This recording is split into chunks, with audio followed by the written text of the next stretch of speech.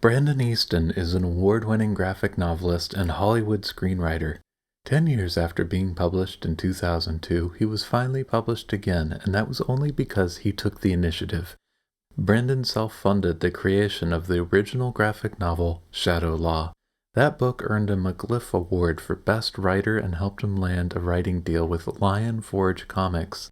His ultimate dream, though, was to become a Hollywood screenwriter. As his graphic novel career started to take off, he also landed a gig writing for the Thundercats reboot. Since then, he's worked on the Transformers, Agent Carter, and Avengers franchises. To learn more about Brandon Easton's unique journey and how he carved out a career on his own initiative, be sure to listen to today's episode of the Fearless Storyteller podcast.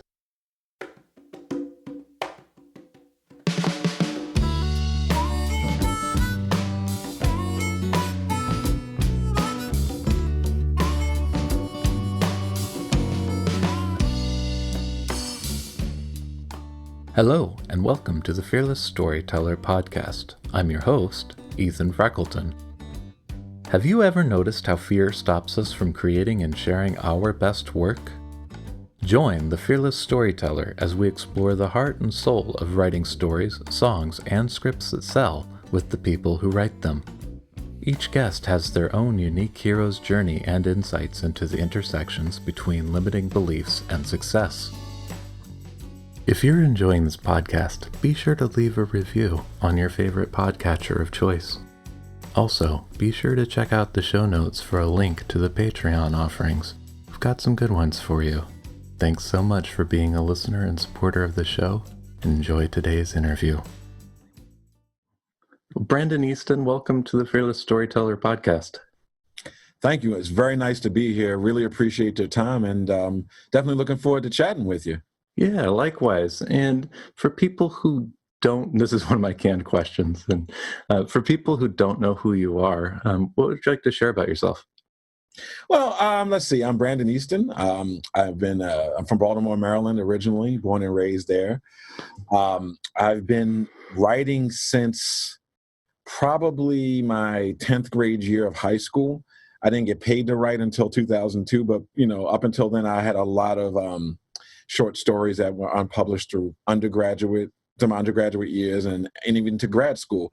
So I've been writing for a very, very long time, but a professional only since the early 2000s. I've had the opportunity to work on a number of incredible properties, especially 80s franchise properties. I broke into the Hollywood scene working on the 2011 Warner Brothers animation version of Thundercats. Oh, cool. I bet a lot of people would be excited about that.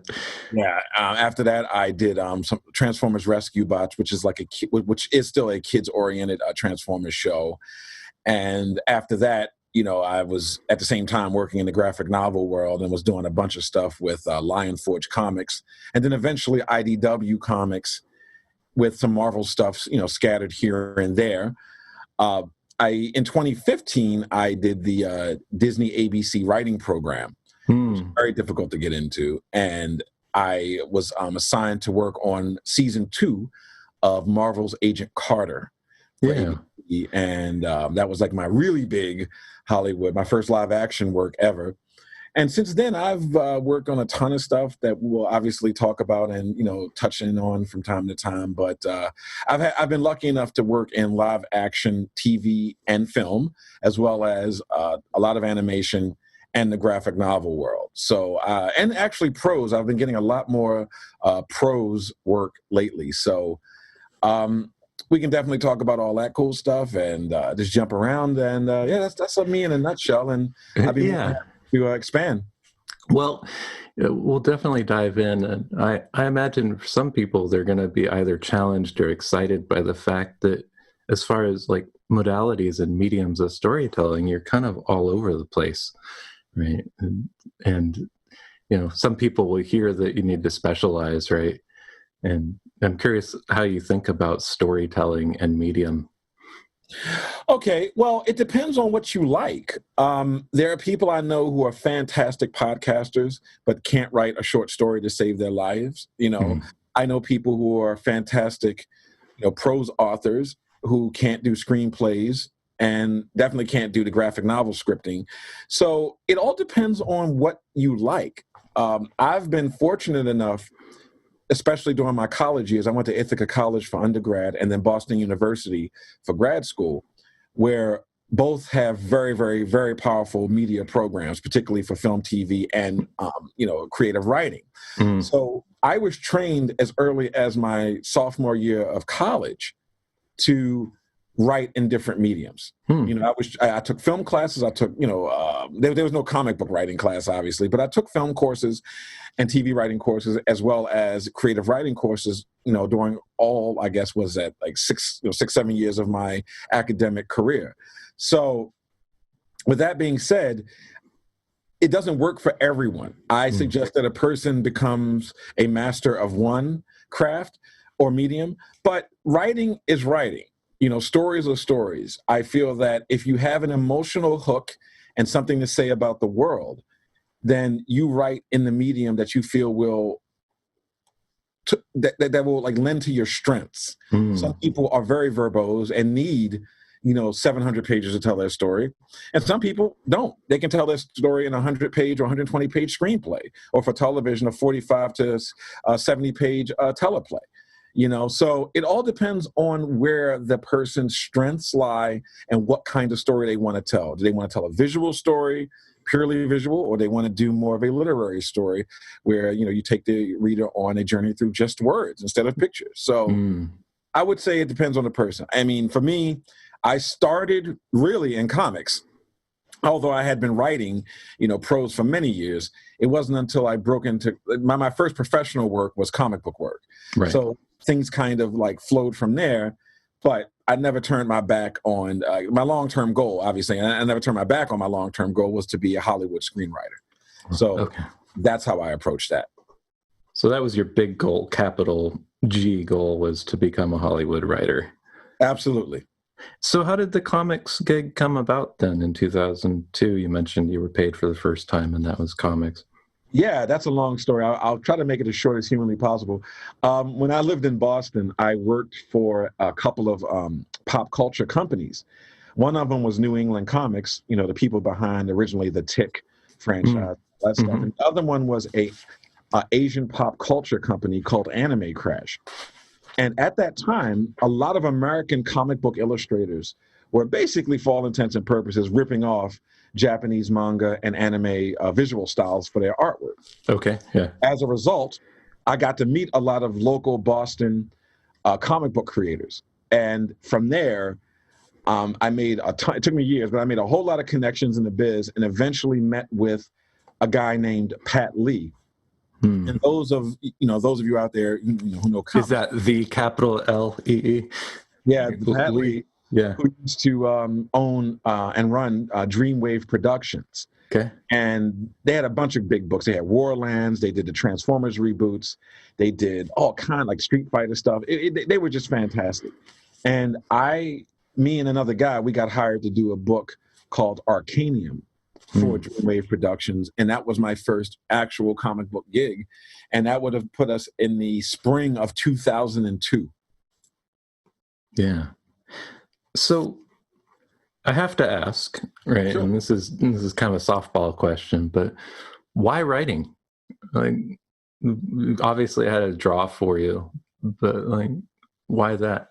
When I was very young, I used to go to the movies a lot, and I don't have any brothers or sisters. I'm my only child. So while I was a kid, I spent countless hours at movie theaters in Baltimore. And one of the things that would happen for me, and I think a lot of people who are screenwriters and media creators have this experience, but when the movie would end, the movie wouldn't end for me in my head. Like, I would imagine what else would be going on in that world after the credits roll. Right. So for me, it wasn't necessarily writing as much as I didn't want the story to end.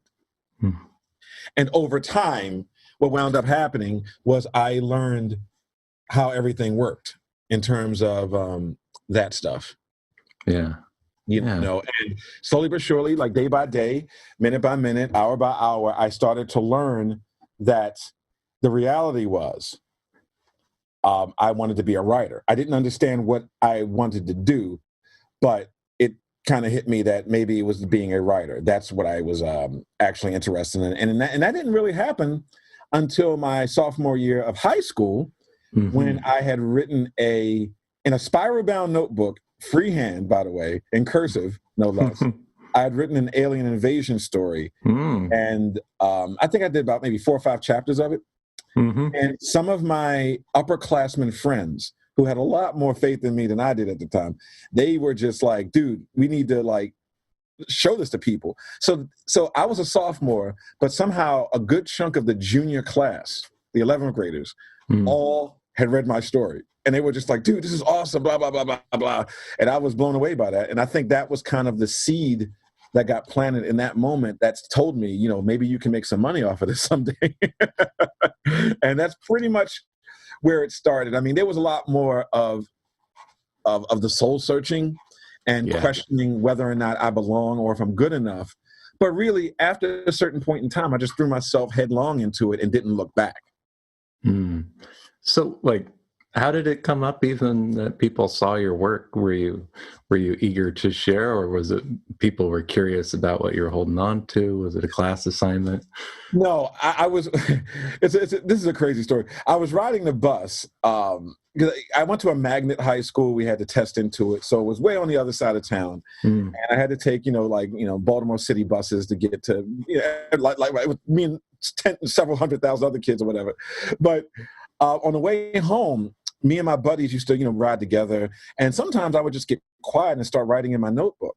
And they didn't know what I was doing. So one of these days, one of my buddies had noticed that I was really intense. I was really heavily concentrating on this, manuscript or whatever. And he's like, well, can I read what you wrote? And this guy was an 11th grader, a good friend of mine named Will. Yeah. And he took it. And I gave it to him. I didn't know he was going to show it to anybody. Were you like nervous? And no, I mean, I just thought because we all used to watch Star Trek: The Next Generation together. Because the thing about Star Trek: The Next Generation specifically is it started when I was in middle school and ended in the middle of my college years. So I kind of grew up with that show. So while I was in high school, it was the end of season 3. And that was my sophomore year, and that was the Best of Both Worlds Part 1, where Picard gets assimilated by the Borg. So we were all big sci-fi geeks and nerds at the time, and he knew I loved science fiction. So I just thought he was going to take it and give me his ideas. I didn't know what he actually did was read it all and give it to this girl he had a crush on. And then she read it and thought it was awesome, and she gave it to somebody else. And then, like I said, like in a week, the whole junior class, well, not the whole junior class, but a good chunk of them were congratulating me on my story. And I was blown away. Yeah, that's got to be hugely encouraging. And it was, because I didn't think it was anything at the time. But in any case, that's kind of how that got started, Yeah. And I love that you can pin it to the season of Star Trek: The Next Generation, and the title, right? The Best of Both Worlds. So that's got you some geek cred right there. Well, I mean, I can do this all day, to quote Captain America. But what a great title, by the way, The Best of Both Worlds. It was a great episode. Yeah. So so your first paid gig comes about, and you write in comics. Like, were you studying comics, or were you reading comics as a kid growing up? Because I get the impression that writing a story in comics, there's a different craft or form to it than, say, a short story or a novel. Okay, so to answer the first part of that, I don't know if there even to this day is a comic book writing class. I mean, I've taught comic book writing workshops, but I don't know if there's a dedicated course to it anywhere. I mean, it probably is at this point, in these days. But with that being said, the only way back in the 80s, 90s, and early 2000s that you could learn how to write comics was to get extremely lucky and find samples of comic book scripts somewhere online, or actually there was no internet, somewhere in the world. For me specifically, when I lived in Boston, the Boston Public Library actually had a book that broke down how you made comic books, because there really isn't there was no platform for that. There was no roadmap. The closest thing to that in the 80s was the official Marvel Comics tryout book, which was a way for people who wanted to break into Marvel Comics to submit their work legally. And they had samples of scripts in there, but even that was very expensive. Yeah. So I had to learn from just intense research, talking to comic book writers at big conventions when I got old enough to go to conventions. And then in the late 90s, when the internet started to come about, I spent a ridiculous amount of time on something called the Deja news groups, DEGA. Yeah. And the one I used to go to was rec.arts.comics.misc, as in miscellaneous. And in that forum or subforum, whatever you call that, the news group, you would find actual comic book writers who worked at Marvel and DC at that time. And a couple of them actually responded to me. And from that point on, I would just ask a million questions. And then I would meet editors at conventions. And again, this is, as more time went on. And that's how I learned how to write a comic book script. Now, in terms of the story, the mental process of writing a comic book or graphic novel script is basically learning how to write a series of still images in narrative in a narrative sequence, basically.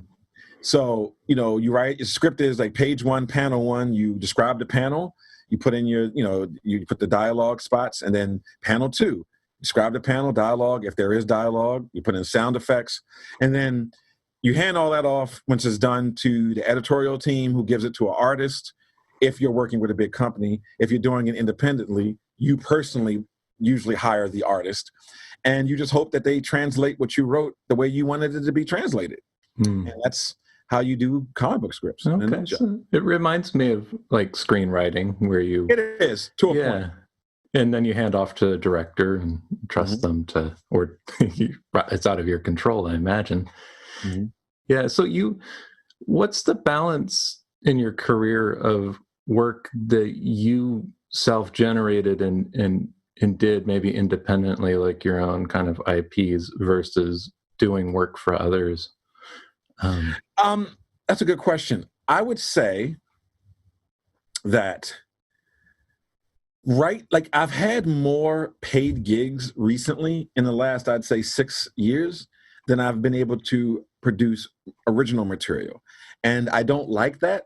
Although the paid gigs pay, your real long-term success comes from original material. And I'm definitely desperately trying to get back into getting more original material done.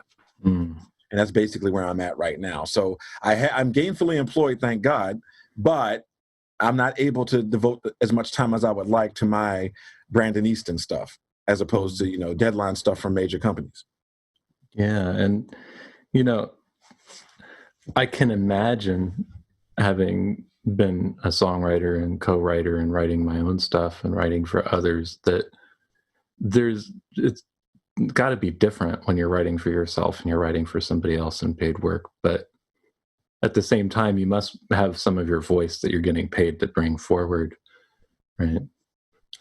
I think that's consistent whether it's mine or if I'm working for somebody, because when you get hired to work for, let's say, Marvel or DC or Dark Horse or whoever, it could be Sony, it could be Warner Brothers, or whatever. You're not just getting hired because you have talent and you know how to write a script. You're getting hired because you're bringing something to that story that nobody else really can. Now, obviously, if it's my original material, I don't have as much of a filter. But I worked on a ton of licensed properties over the years, and people know, they can tell that it's me, for better or for worse, because I do put my fandom in it. I put my ideas in it. I put some of my soul and beliefs into my stories. So, yeah, I think that's true regardless of who you are. You do have to imprint your voice into the work without compromising the integrity of the licensed material. That's the trick. And has that been a challenge? Was that ever a challenge or something you had to figure out and find the balance for doing?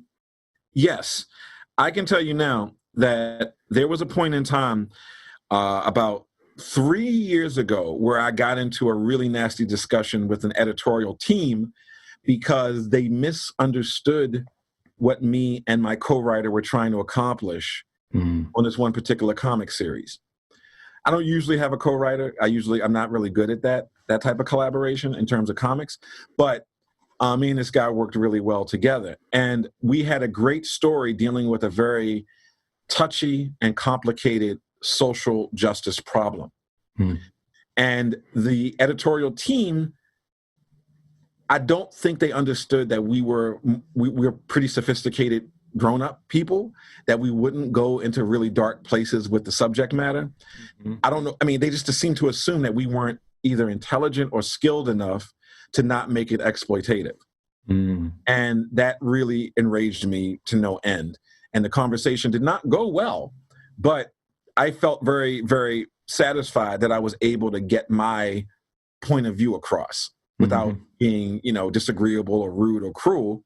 But I was very disappointed in their lack of understanding. Let me put it like that. Right. Because it felt like they didn't have enough faith in us as storytellers to be able to tell an intelligent story about a very complex and troubling social problem. Right. So, and maybe the key word there is nuance, right? Like nuance in storytelling, is a valuable commodity that's not always present. Right. In this particular case, without going too much into it, it was dealing with, I think, like a human trafficking subject. And I felt that they didn't think we could pull it off without being exploitative or demeaning people. I don't know what they thought, honestly, because their justification and rationale made absolutely no sense to me. Right. But later, we both got the opportunity to tell in different places. Me and this other writer, that is, got the opportunity to tell that same story in other places, and people were blown away by it. So, it kind of was like this thing where you need to trust the people you hire to be, professionals. Yeah. And so that to me would be the biggest situation I could think of. Right. And that makes sense. I had a conversation with another screenwriter, and, just about one of the things that came up is that approval process and how much room is there really to tell contemporary, meaningful stories that challenge the status quo. And right. And I'm curious in 2020 where you think we're at on that.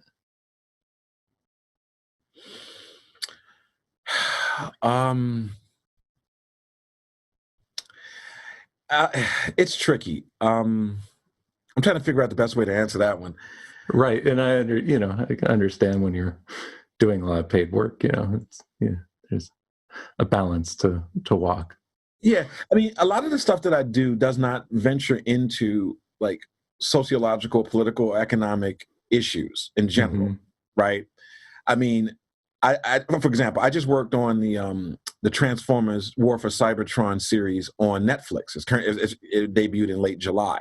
Cool. And that whole first season is all purely a like Band of Brothers, Saving Private Ryan, Hamburger Hill type of Full Metal Jacket type of story in the Transformers universe. It is uncompromising. It's very dark.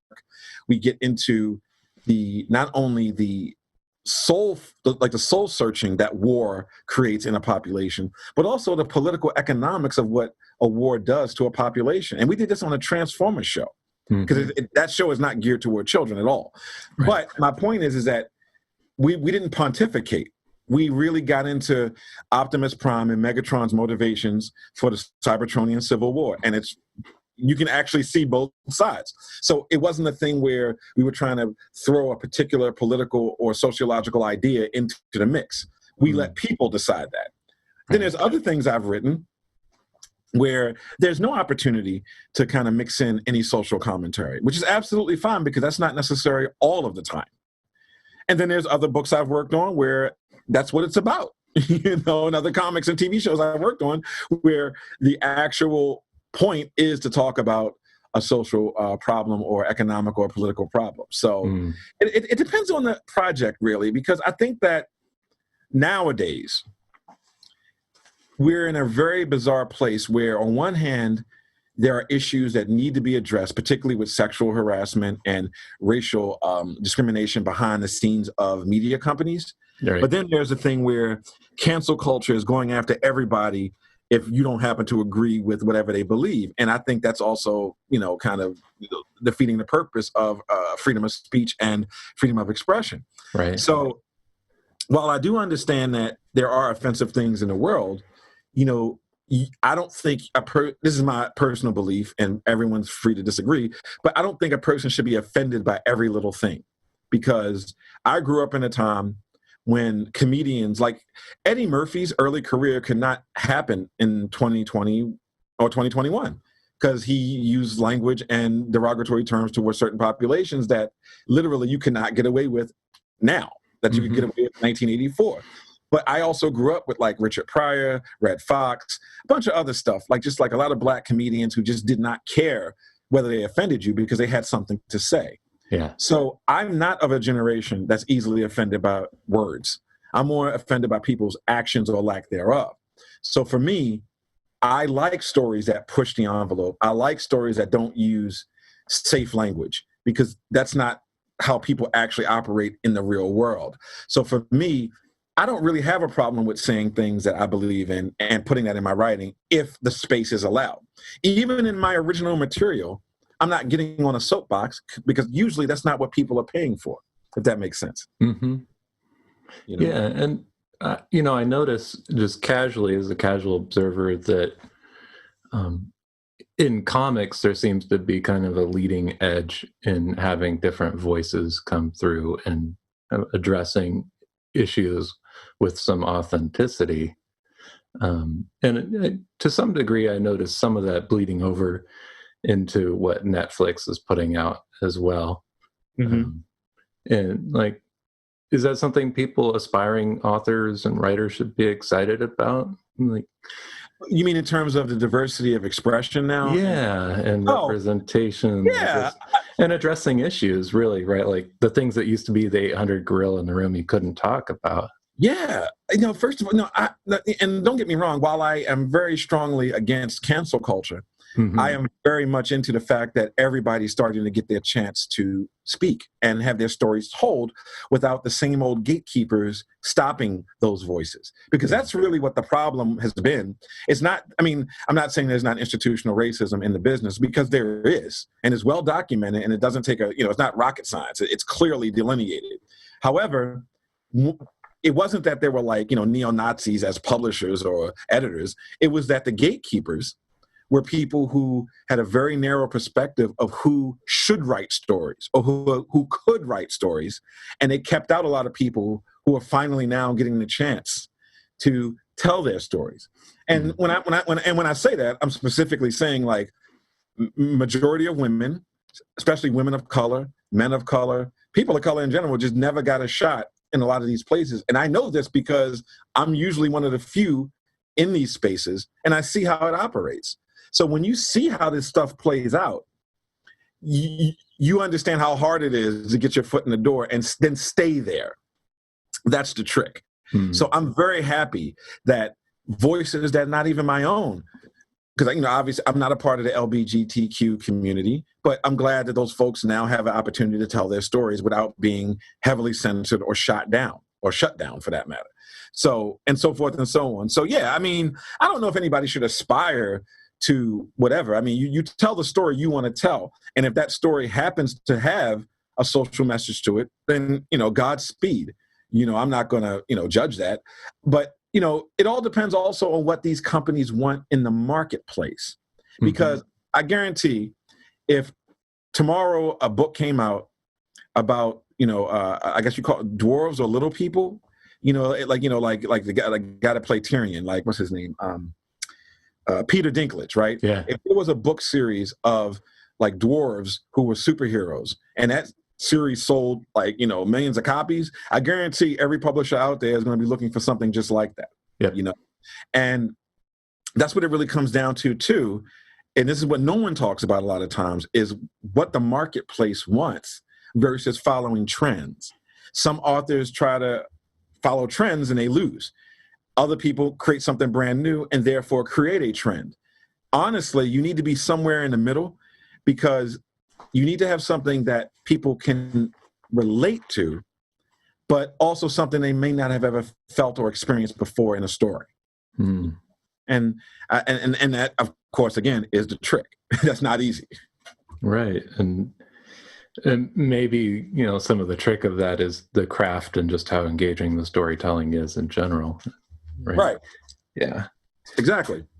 Yeah. And so maybe this is a good time to talk about, you mentioned in an email to me about your success getting a screenplay through a Chinese screenplay called Killing Beta through a censorship board in China. And I'm curious about how that came about and what that experience was like.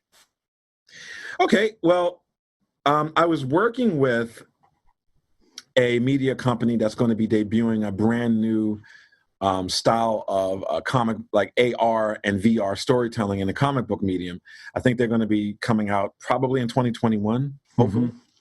While working with this company, the guy who owns it, the CEO of the company, was born and raised in China. I think he has dual citizenship. Very smart guy. Very smart guy. And he liked my work that I was doing, my scripting work for him. And then he mentioned that he knew some producers in China who were looking for someone to write an action. Excuse me, it wasn't action. It was a horror thriller originally. And I wrote the whole screenplay as a horror thriller, which they asked for. And then a couple of months later, they say, you know what? We don't want a horror thriller. We want an action thriller, a sci-fi action thriller along the in the tone of Source Code or something like that.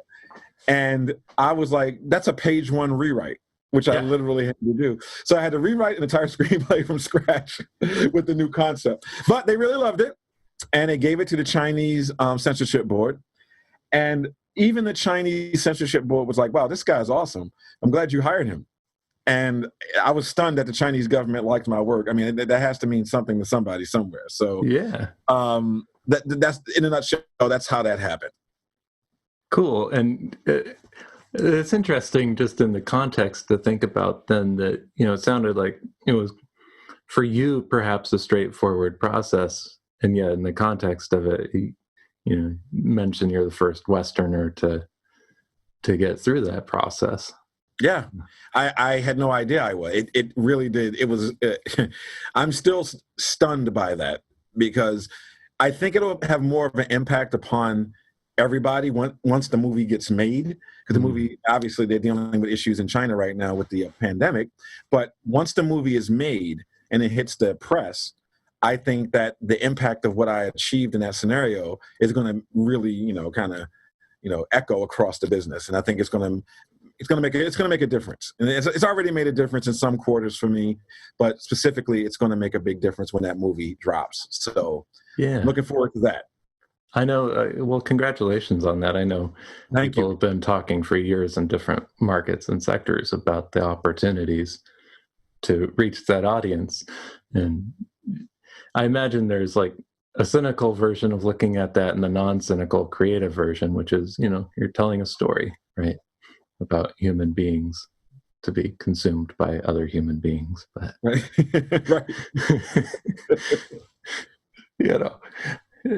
So you've got all sorts of work at play. You are screenwriting, right? And yes, and so you've achieved your capital G goal. Has the capital G goal kind of shifted over time since achieving that? Yeah, yes and no. I mean, it goes back to something I had said earlier about getting your foot in and staying there. Yeah. The first goal is to be recognized. The second goal is to actually get hired. And the third goal is to stay in the business once you got over that ridiculously high wall with the moat filled with electric alligators. It's a nightmare to get in. And the business, I mean, for anybody, it's a nightmare to get in because the gatekeeping is so intense and so profound that this is why this industry is made up of the sons and daughters and cousins and frat brothers and sorority sisters of other people who have money, because they're the people who can get in with relative ease versus the rest of us slobs who have to actually, like, damn near kill ourselves to break into the industry. Right. And is that just because, the cost of living and existing, right? Like just accessibility of sticking around long enough to stick?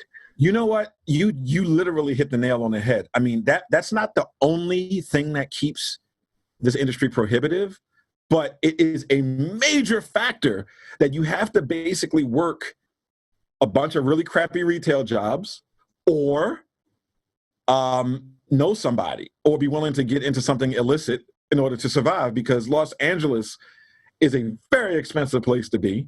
Yeah. And, I didn't get into like what I went through. I moved here in 2008 in the midst of the worst economic recession since 1929, And when I landed here in LA, every studio in this town and every studio on the planet was like cutting every corner they possibly could.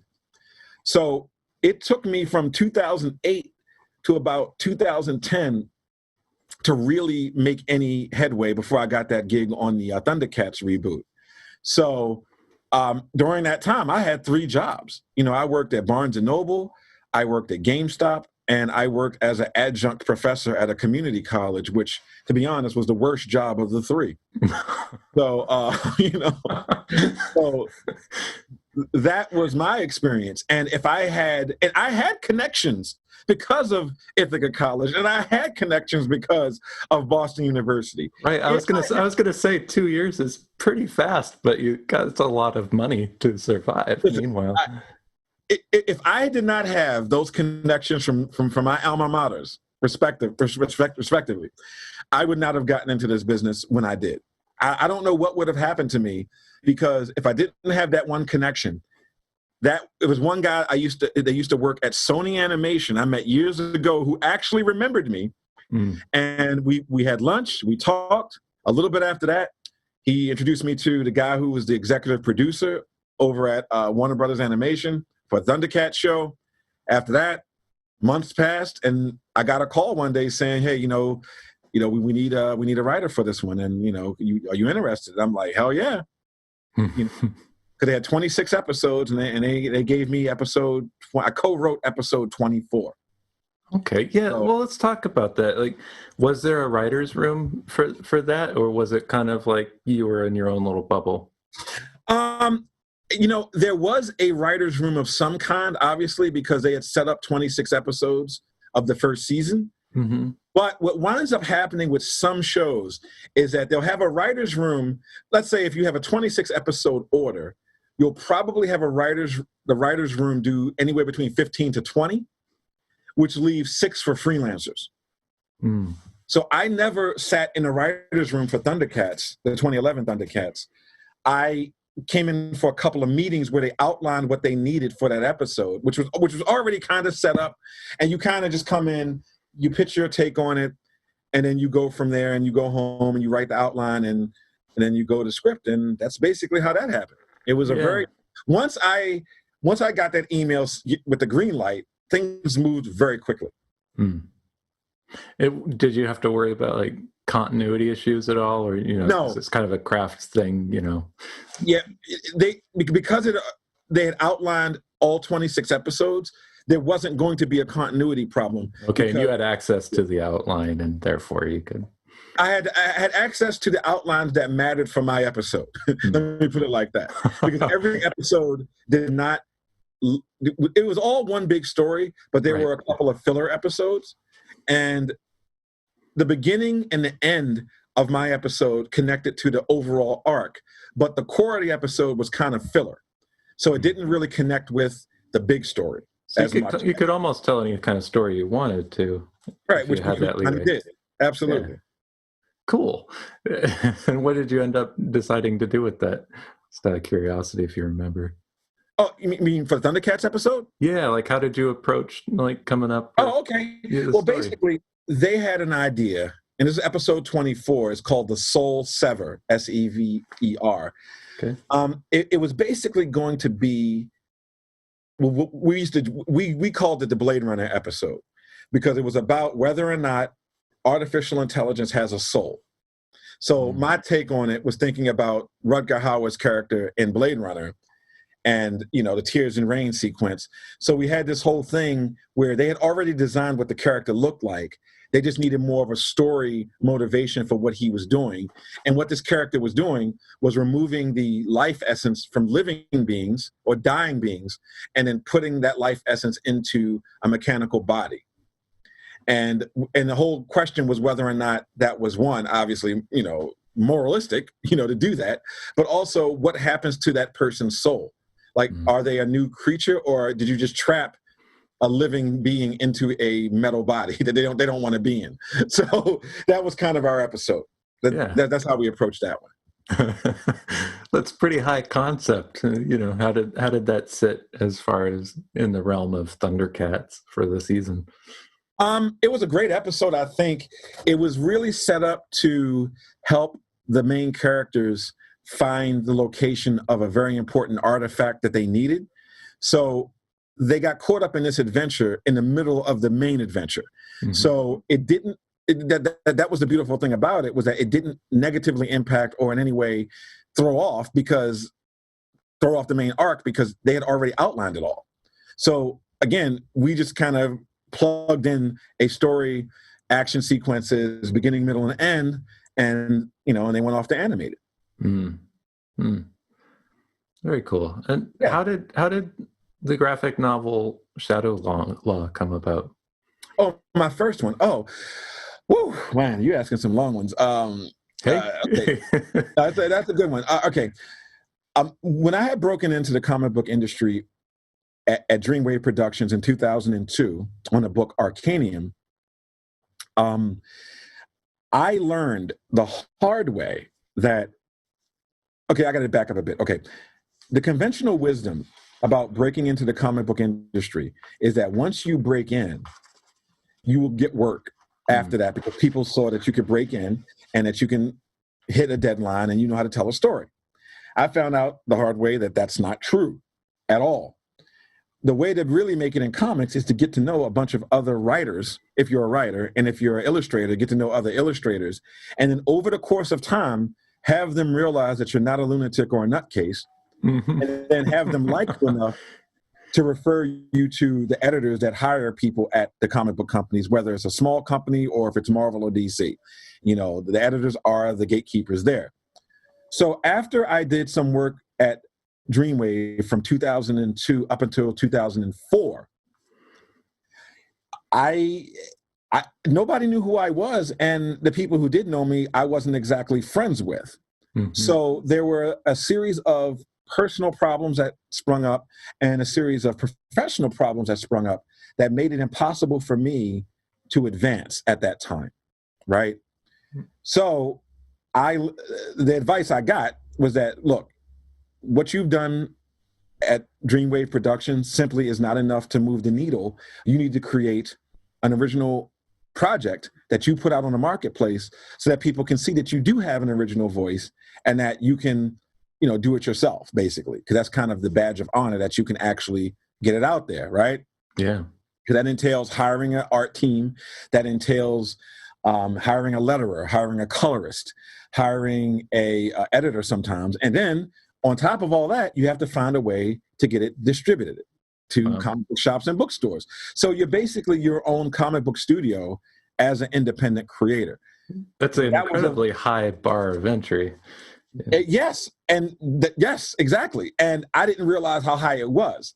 So between 2004 and 2010, it literally took me 6 years and 8 artists that I had to hire and fire because people were very flaky and didn't finish what they started. I had to go through a whole horrific process of hiring and firing before I got that book done, which is why, if anyone looks at Shadow Law, the first 24, 26 pages or whatever is one guy, and the rest of the graphic novel is a completely different artist. And I tried to find people who were similar, but man, it was not easy. And so that's what happened to me in the interim, and I had to learn that. And that's how Shadow Law came about. And Shadow Law, I started in 2004, and it didn't hit a bookstore or comic book shop until January of 2012. Right. So that was my A whole other hurdle. trial by fire, so to speak. Yeah. And well, that's interesting. So you were plugging into the kind of the traditional distribution model and getting At it that out time, there. yeah. Yeah, this is before web comics really and digital distribution really took hold. This is still the early 2000s. So what were some of the things that came up that are still relevant now as far as that goes for starting more and doing specific? your own publishing, like those challenges or hurdles that come up? Like can you be a little bit more specific? Like you mean in the production process and the hiring? Yeah, I'm curious. You must have learned some things in that 2-year span, right? Lessons 6 years learned. back. Yeah. As far as like once it was done, Actually 8 getting years it back. out there, right? Yeah, okay. I learned okay, wow. I've learned several things from that, and I always tell people this stuff. Number one, you got to have the money to afford to pay people. Mm. I mean, and then by people, I meant your art team, your the illustrator, your penciler, your inker, your colorist, letterers. You need to have the money. Like asking people to work for free, which is what a lot of people do, strangely enough. It works for some people if you give them 50% of the IP, Mm-hmm. but generally speaking, people want to get paid. And that was number one. I learned that more than anything else, that in order to get it done faster, pay people up front and you're going to have less of a problem. Mm-hmm. Make sure you have a good contract that protects you and the creative team. Obviously it's a work for hire contract, but you got to make sure you have the right one, so where you're not signing away anything that's important that you should own. That's deeply important, extremely important. Another thing is to make sure that you're not afraid to cut people loose if they're not doing what you need them to do. A lot of times, especially when you're new, you're really afraid to fire people. You really feel weird and guilty about cutting people loose. And one of the reasons it took so long for me was because I was hanging on to a couple of guys who just would never get it done. Like, in fact, if I didn't let them, get rid of them, that book would have never come out. It would have never gotten done. And that was a very important skill, like how to be an actual boss, because you are the boss once you're an indie comics creator. Yeah. And I had to really get tough and like start firing people and just cutting people off and being like, look, dude, you're not doing what you're supposed to be doing. I don't know what the problem is, but you're done. And once I started to get, comfortable with the prospect of hiring and firing people, the whole process went a lot better. Mm-hmm. Yeah. These are things that are going to come up for people who are like at the aspiring phase. And I guess the reason I ask is because these accessibility issues, right? And people are listening who are like maybe considering, is this for me? Not for me. Is there a light at the end of the tunnel? Or are there mentors who, like there is a way to thread the needle if you just pay attention, right? Like, I'm just trying to get to, is there an outlet for my original story, my concept? Mm-hmm. Right. I mean, I feel like if a person really wants to do it, they're going to make it happen no matter what. I mean, I think my biggest pet peeve when speaking to, because I even dislike the term aspiring writer, because you're either a writer or you're not. You know what I mean? Yeah. I mean, I think what people really are trying to say is whether or not they are published or unpublished, or if they're discovered talent or undiscovered talent, or whatever the case may be. Because when you say aspiring, and from personal experience and dealing with people at conventions, at panels and workshops and classes I've taught, a lot of people, the minute they hang that aspiring label over their heads, they just never do anything. They just keep being aspiring, as opposed to just getting the goddamn thing done and getting a first draft out the way. So for me, it's not so much about the obstacles, it's about what your coping mechanisms are. Mm-hmm. And I think that's like a national or even global problem with humanity these days. Like younger generations, in my experience, are simply not learning coping mechanisms, like particularly for failure and rejection. And I will say this, in this business, writing, you are going to get rejected more times in 1 month than you ever have in your entire life once you really start submitting your work for approval or submitting it for consideration. Yeah. So I've met, and I will say this. I'm glad you brought this up. I will say this one thing. If you can't handle being told no, if you cannot handle rejection, if you think just because you spent 75 hours straight working on your manuscript or rewriting it or whatever, or 8 months writing your novel or screenplay, no one cares. It's it's either good or it isn't, and that is subjective.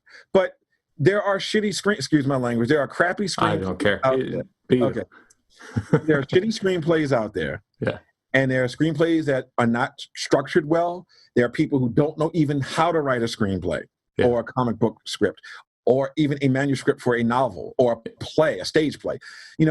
Those folks are the ones who are the problem. And those are the ones that believe, I don't know where they get this idea, that the minute you get it done, the world should just open up for you. Yeah. And I've met so many writers like that. I don't know where they get these ideas from.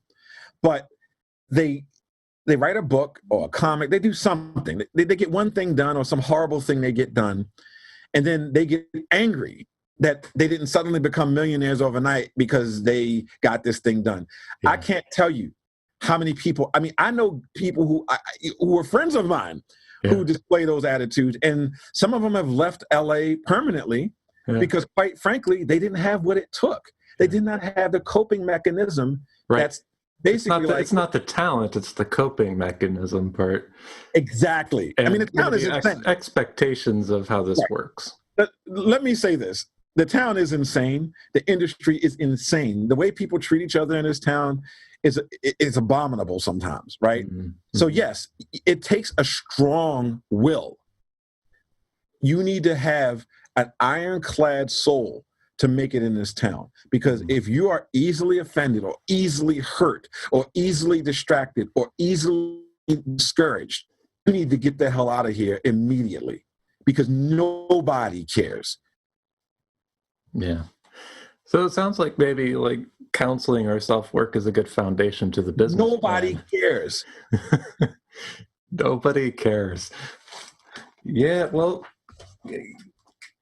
I think as we get into this journey. Oh. Hello? Yeah, it sounds like we had a hiccup. Oh, okay. So I'll repeat that. So basically, they don't care about where you came from, your circumstances of birth, and I'm not counting in all the, racial and gender stuff. I mean, just in general, right? Nobody cares unless you can make them money. And that's it. I mean, it doesn't even get any darker or simpler than that. It's all about money. Right. Well, you mentioned a couple of the other aspects. It's about money, but there's like this triangle. You dropped out a couple times. Hold on for a second. Yep, we're still recovering. Okay, go ahead. Cool. So it sounds like we're recovering. So you mentioned it's all, nobody cares unless you can make them money. But to make people money, you have to understand craft and be an accessible, decent human being, probably, to even be able to approach somebody to make a pitch, right? Yeah, I mean, well, okay, so the way it goes in terms of the personality and all that stuff, and like basically, what you need to do to kind of ingratiate yourself to the business. I mean, obviously having material, number one, is key. There are a million examples of people who've had successful careers only after they put material on the marketplace. I mean, you're talking about Quentin Tarantino, Kevin Smith. More recently, specifically, you have a woman named Issa Rae, who does Insecure on HBO. She did a web series that she self-funded called The Misadventures of an Awkward Black Girl. Yeah. And that's how she got known, because her web series was so well done that she had a voice that wasn't really being seen in the marketplace at that time. And she did gangbusters with that, And the list, I mean, what's her name? Felicia Day, who did the Guild web series that originally was streamed through Xbox Live. Yeah. Built that whole Geek and Sundry thing. there's countless numbers of people. I can name them all day who did something on their own first and then got the respect of the business so they can make more money for themselves and other people. Yeah. And that, to me, is what everybody should be doing, because they're no longer hiring people that they have to train. They're no longer hiring writers that they have to groom. They want people who have a fan base already that they can plug into an existing franchise. Yeah. That's what's really going on. Yeah. And if a writing teacher or a podcaster or a workshop guy or girl or woman or whatever is not telling you this, then they're lying or they're just ignorant of the process. Yep. Because that's what's really going on. People want you to create something first so they can tell that whether or not you're worth an investment. Another group, the guys who did It's Always Sunny in Philadelphia. Yeah. They did their own thing first, and then they got the show based on that thing. And the list goes on and on. So that's kind of my point there. Yeah. So you're creating your own value first and showing exactly. your own, right.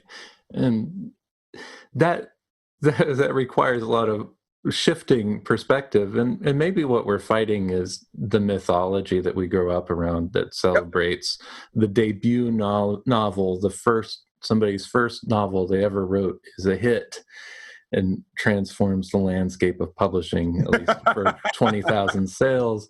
Right. Or the young 16-year-old prodigy singer, songwriter, guitar player, right, who was just born singing and playing good, whatever it is, right? We sell these stories of instant success. Right. And bro, that's another nail you hit. Like that idea that you're just going to overnight become this massive success, it's nonsense. Yeah. Everybody's overnight success story is 10 years long. That's the old joke. Yeah, it is, and that's about it, right? 10 years, pretty much. And I'll give you another great example of this. Andy Weir, who did The Martian. Some people know of, they know about the movie and blah blah blah. But he did that originally as a self-published project because he is a NASA nerd, and he self-published it first and then got the attention of a publishing house who then distributed it, and the book did wildfire. But the trick is that he did it first. He put it out first. He didn't wait. He didn't send it out to some publisher and pray that they would take a chance on him. He took a chance on himself. And in a world with laptops, in a world with cell phones that you can shoot and edit entire movies on these days, nobody has an excuse not to have content. And I strongly believe that. Yeah. You may not have content that looks like somebody's $50 or $500 million budget, but you'll have content, right? The thing is, no one's saying you need to be, Spielberg or Christopher Nolan in your first, project. But if you have a story to tell, tell that story and stop waiting. What a lot of people are doing, they're waiting for permission. Yes. And they're waiting for somebody to come along and say, you should probably write that. No, you have to be a self-starter. And that's another thing. If you're not a self-starter, you probably should get the hell out of this town. It's no one's going to be patting you on the back and spoon feeding you unless you are a legacy already.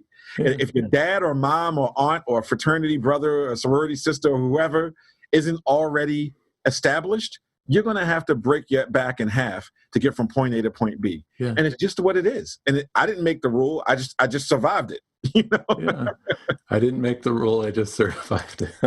I feel like that. Yeah. Some industries and pockets of the creative world are better at setting the norms and establishing the norms for people who are coming in and helping them understand what they're walking into than others. Right? If you walk into Nashville to be a songwriter, you're going to get culturally adjusted in the first 2 days of going to, they have a not-for-profit, right, that's set up just to onboard people into Nashville and establish what the culture is and the ground rules and reality checks. And you'll hear people's creation stories, that 10-year creation story, right? Mm-hmm. It's probably helpful if you're wondering which creative pursuit to get into, to find that for whatever it is you're doing and understand how it works, right? Right. Absolutely. One of the allegories or metaphors I always give in that regard is that, if you want to be a firefighter, there's a process, a very clearly explained and outlined process that you need to go on in order to become a firefighter. A police officer, the same thing. A lawyer, a doctor, even though writing is not the same as those other careers, you still have to go through a process of discovery and research. And the one thing I can say without a shadow of a doubt, which confounds me to this day, is that in a world where Google exists, I meet so many writers who are completely ignorant of the industry, of like how it actually operates. And I mean, whether you're talking about book publishing, screenwriting, or graphic novel production. Like, they don't know anything about the business. And I'm like, well, how do you want to be a part of a business you don't even understand how it operates? That doesn't make any sense. So, I just kind of feel like that's the awakening I feel a lot of people need to, have thrust upon them. They really need to understand how the business works. Right. And they don't. They simply do not. Right. And you're of a time where you caught that first wave of the internet with the news groups, and now we're spoiled because we have podcasts and where people will lay out step for step for how pretty much any industry works, which is just amazing to me. So, maybe one of my last questions then is just like, looking forward, you mentioned that challenge of finding balance between the paid gig work and creating your own original properties. And so, like, what are you looking forward to moving forward? Well, there's a lot of really cool stuff. I mean, right now, I'm working on the Transformers Galaxies comic series that's published by IDW Publishing. Mm-hmm. Issue 10 came out about 2 weeks ago. I'm writing issues 10, 11, and 12, which is, for Transformers fans will know this, it's an Ultra Magnus arc. So we're doing a backstory, kind of filling in the gaps in this new rebooted IDW Publishing Transformers comic universe. Cool. I'm almost done with a Judge Dredd miniseries that I'm doing also from IDW Publishing called Judge Dredd False Witness. Mm-hmm. And I'm still working on Star Trek Year 5, which is a continuation of the 5th and final year of the original crew's mission in comic book form. Okay, and, cool. You're talking about the Next Generation, or is this the old school? No, Year 5. The Next Generation has 7 years. Remember, in the original Star Trek, they said on our 5-year mission, but the show got canceled in season 3. Right. So we never saw the other 2 years. The series we're doing now is what would have happened in that 5th year. That's great. So, that's a wonderful cast to play with, I would imagine. Yeah, I mean, we're up to issue, I think, 17 of 26. So we're coming into the final stretch because we have a team of writers on that book because it's such a big concept. Yeah. So with that being said, obviously, people can still check out the Transformers War for Cybertron Siege on Netflix right now. It's going to be up, forever, I guess, Yeah. And I got hired to work on some really big properties that I cannot discuss right now. And I wish I could, because right now, New York Comic Con is virtual right now. And there's a lot of huge announcements coming out there.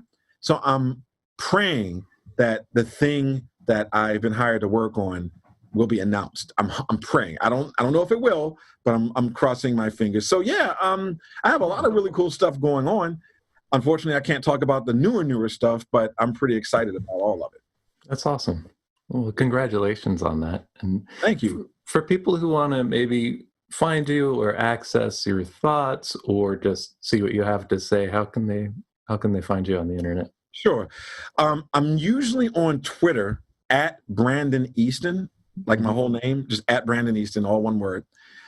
You can also find a lot of stuff that I put up on Instagram, and you can find me on Instagram at Brandon Easton Writer, exactly how it sounds. Brandon Easton Writer. Right. That's my which is how I found you, funny enough. Oh, that's true. So yeah. So I'm always happy to talk to folks and connect with people and things like that. I mean, I always do panels. In fact, I had a panel at this past Comic-Con San Diego. You know, they did it virtually, but I had a panel all about this stuff that we're talking about right now. Yeah, and they pulled it off. I watched some of it. It was kind of fun to be able to access that online.